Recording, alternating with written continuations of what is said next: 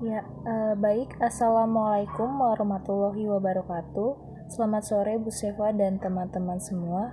Di sini kami akan memaparkan hasil presentasi kami, yaitu yang berjudul Proses Fisiologis Perkecambahan Biji. Sebelumnya, perkenalkan kami dari kelompok 8 yang beranggotakan Anissa Larasati, saya sendiri Maranatha Agustina, Syafira Ovi, dan Ninda Cahyani. Materi pertama yaitu konsep perkecambahan biji. Jadi, perkecambahan itu adalah proses awal pertumbuhan individu baru pada tanaman yang diawali dengan munculnya radikel pada testa benih. Jadi, perkecambahan itu sangat dipengaruhi oleh ketersediaan air dalam media pertumbuhannya.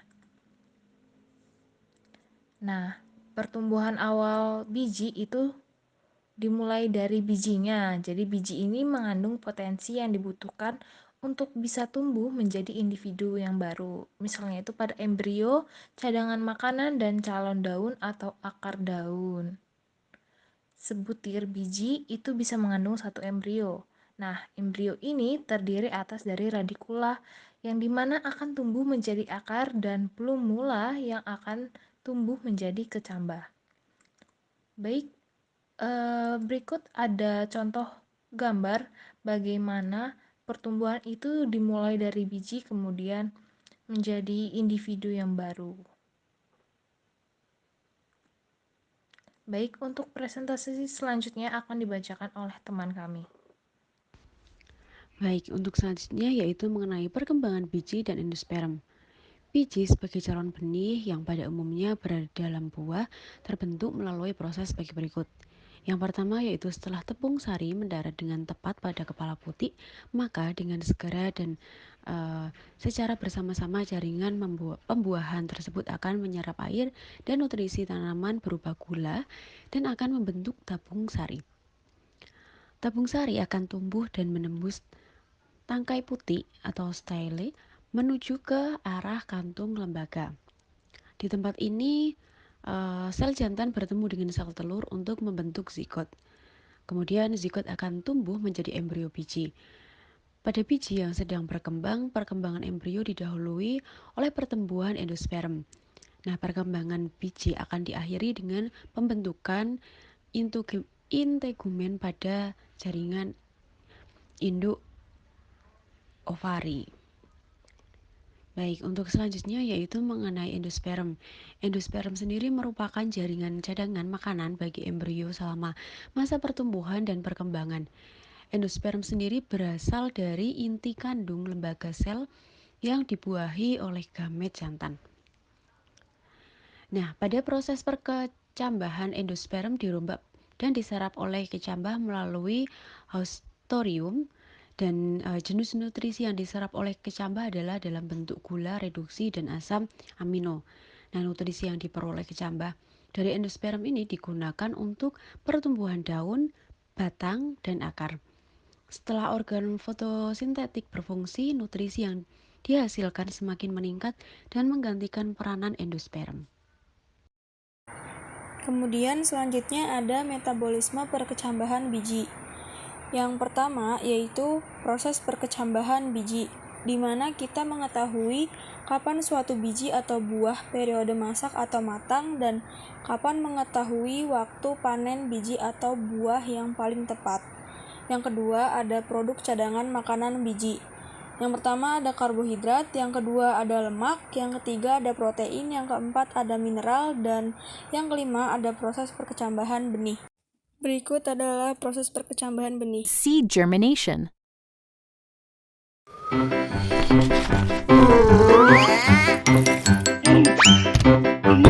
It's time to work.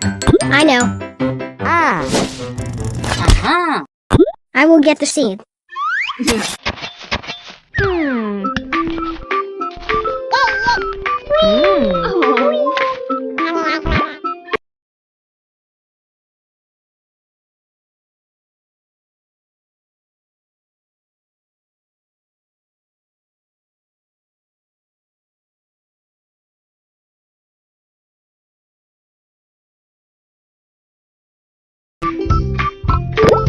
The seed contains a small baby plant called an embryo.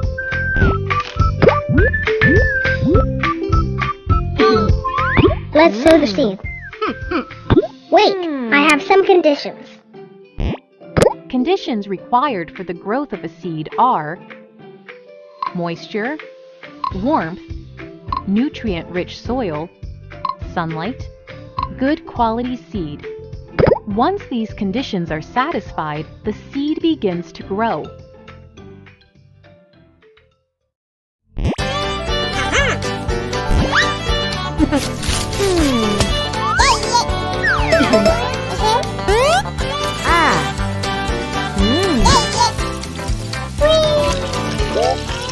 The seed absorbs water from the soil.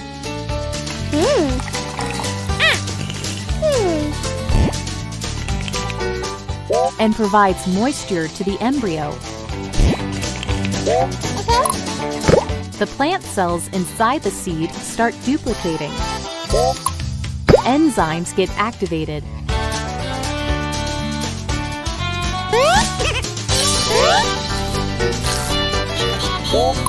Embryo starts getting nourishment.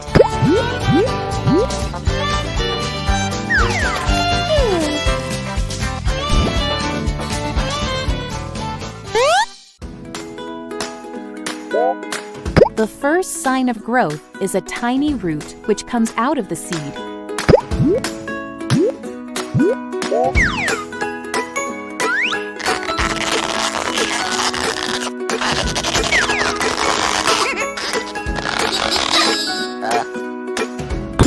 Hey, I am Mr. Root. Let us study the process of germination. With more and more nourishment, the embryo starts growing.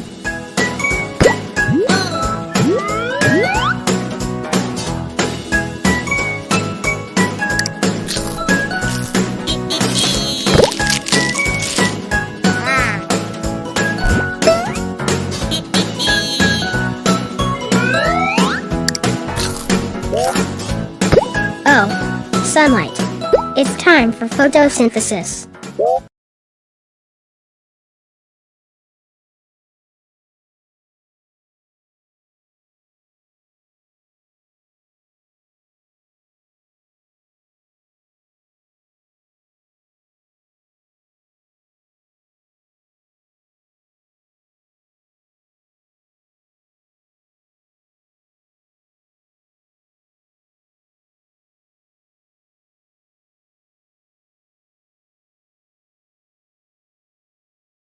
Starts growing downwards to anchor the seed.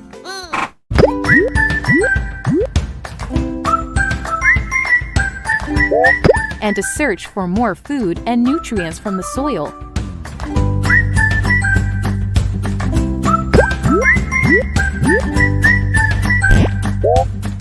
Meanwhile, the shoot also starts growing upwards towards the light. Soon, we see a baby plant with tiny leaves.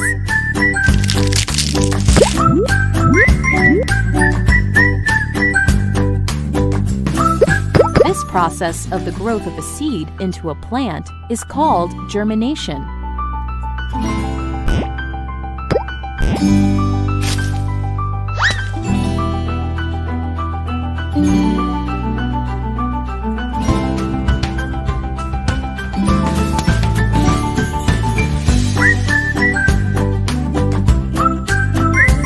Penyerapan air oleh biji merupakan proses imbibisi yang disebabkan oleh perbedaan potensi air antara benih dengan media sekitarnya, sehingga kadar air dalam benih mencapai persentase tertentu yaitu 50-60% dan akan meningkat lagi pada saat munculnya radikal sampai jaringan penyimpan dan kecambah yang sedang tumbuh mempunyai kandungan air 70-90%. Akibatnya, setelah terjadinya imbibisi ini, kulit biji akan menjadi lunak dan retak-retak. Proses perkecambahan dapat terjadi jika kulit benih permeabel terhadap air dengan tekanan osmosis tertentu. Serapan air dan berbagai proses biokimia yang berlangsung pada benih pada akhirnya akan tercermin pada pertumbuhan dan perkembangan kecambah menjadi tanaman muda atau bibit, kecuali jika benih tersebut dalam keadaan dorman. Baik, terima kasih atas kesempatannya. Akan saya lanjutkan mengenai faktor yang mempengaruhi perkecambahan biji. Nah, faktor yang mempengaruhi perkecambahan biji di sini ada dua, yaitu faktor internal dan faktor eksternal. Nah, yang pertama kita akan mempelajari mengenai faktor internal terlebih dahulu, yaitu yang pertama ada tingkat kemasakan benih, yang kedua ada ukuran benih, kemudian yang ketiga ada penghambat perkecambahan, dan yang keempat ada dormansi biji. Untuk yang pertama yaitu tingkat kemasakan dari benih. Nah, benih yang dipanen sebelum tingkat kemasakan fisiologinya tercapai tidak mempunyai viabilitas tinggi. Bahkan pada beberapa jenis tanaman, benih yang demikian tidak dapat berkecambah. Pada tingkatan tersebut, benih belum memiliki cadangan makanan yang cukup dan juga pembentukan embrio belum sempurna. Dapat dilihat di gambar di samping bahwasanya pada benih yang tingkat fisiologi masakannya kurang, itu warnanya tidak pekat, berbeda dengan benih yang pada tingkat fisiologinya sudah masak. Kemudian kadar air juga itu berpengaruh. Pada kadar air itu menurun seiring dengan semakin masaknya benih dan menunjukkan perbedaan yang nyata dari benih yang belum mencapai masak fisiologi. Cadangan makanan yang dibutuhkan dalam proses perkecambahan itu belum cukup. Kemudian yang kedua adalah ukuran dari benih sendiri. Nah, di dalam jaringan penyimpanan benih, benih itu memiliki karbohidrat, protein, lemak, dan mineral, di mana bahan-bahan ini diperlukan sebagai bahan baku dan energi bagi embrio pada saat proses perkecambahan, yang mana diduga bahwa benih yang berukuran besar dan berat mengandung cadangan makanan lebih banyak dibandingkan dengan benih yang berukuran kecil. Kemudian yang ketiga adalah dormansi biji. Nah, benih dapat dikatakan dorman itu apabila benih tersebut hidup tapi tidak dapat berkecambah walaupun sudah diletakkan pada keadaan lingkungan yang baik. Nah, dapat dilihat pada gambar di samping kanan ini bahwa mekanisme dorman itu ada dua, yaitu di mana dorman fisik yang mana disebabkan oleh impermeabilitas kulit biji terhadap air dan resistansi mekanis kulit biji terhadap pertumbuhan embrio. Pada impermeabilitas kulit biji terhadap air, di sini biji itu pengambilan air terhalang oleh kulit biji yang mempunyai struktur terdiri dari lapisan sel-sel berupa palisade yang berdinding tebal, terutama di permukaan paling luar, dan bagian dalamnya mempunyai lapisan lilin. Kemudian untuk resistansi mekanis kulit biji terhadap pertumbuhan embrio itu disebabkan kulit biji yang cukup kuat untuk menghalangi pertumbuhan embrio tersebut. Kemudian untuk mekanisme fisiologi itu disebabkan oleh tiga, yaitu permeabilitas yang rendah dari kulit biji terhadap gas-gas, yaitu adanya protodormansi, imatur embrio, dan termodormansi. Kemudian faktor yang keempat yaitu penghambat perkecambahan. Adapun zat-zat yang dapat menghambat perkecambahan benih yaitu diantaranya larutan tinggi osmotik, contohnya larutan monitol, larutan NaCl, kemudian bahan yang mengganggu lintasan metabolisme, contohnya cyanida, dinitrofel azida fluorida, dan hidrolamina. Kemudian bahan kimia untuk pengendalian gulma, contohnya herbisida. Kemudian zat lainnya adalah komarin, contohnya minyak asiri. Dan yang terakhir, hormon pemicu pembesaran dan pemanjangan sel meristem ujung, yaitu auksin. Selanjutnya, faktor yang mempengaruhi perkecambahan biji yaitu faktor eksternal, di mana yaitu yang pertama ada air, yang kedua suhu atau temperatur, yang ketiga oksigen, yang keempat cahaya, dan yang kelima media tanam. Nah, untuk yang pertama yaitu air.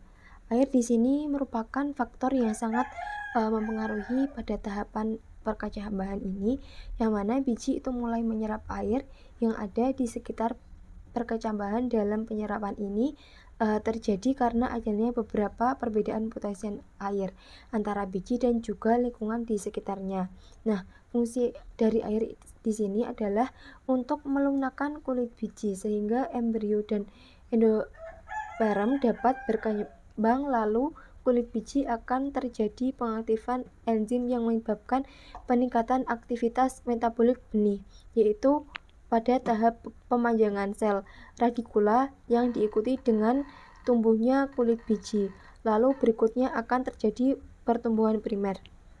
Kemudian untuk yang kedua yaitu suhu, di mana klasifikasi dari tanaman sendiri sesuai kebutuhan akan suhunya itu dibedakan menjadi 3. Itu yang pertama, suhu minimum, di mana suhu terendah yang dibutuhkan oleh tanaman untuk berkecambah yang relatif rendah. Kemudian untuk yang kedua yaitu suhu maksimum, di mana suhu ini yaitu suhu yang paling tertinggi yang digunakan untuk berkecambah. Nah, kebanyakan dari tanaman ini yang membutuhkan suhu tinggi ini digolongkan ke dalam tanaman tropika yang membutuhkan temperatur tinggi untuk proses perkecambahan.